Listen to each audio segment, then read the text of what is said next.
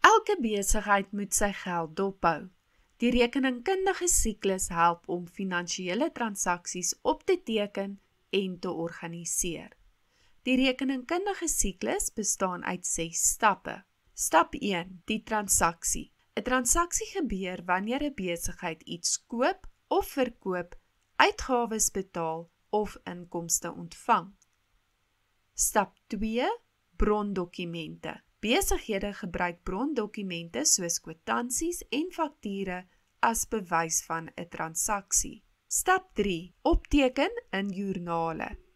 Joernale hou rekord van geld wat inkom en uitgaan. Alle geld wat ontvang word opgeteken in die kontantontvangstejoernaal of KOJ en alle geld spandeer in die kontantbetalingsjoernaal of KBJ. Stap 4, inskrywing in die algemene grootboek. Die algemene grootboek organiseer transaksies in verskillende rekeninge. Die linkerkant van 'n rekening is die debietkant en die regterkant die kredietkant.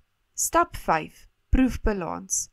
'n Proefbalans kontroleer of alle rekeninge korrek opgeteken is. Hier word gekyk of die debiete gelyk is aan die krediete.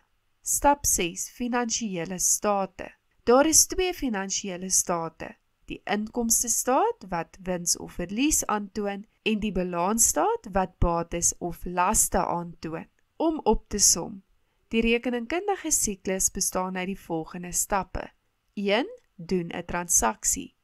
2. Voltooi die brondokumente. 3. Teken die transaksies in joernale op. 4. Skryf die joernale in die algemene grootboek. 5.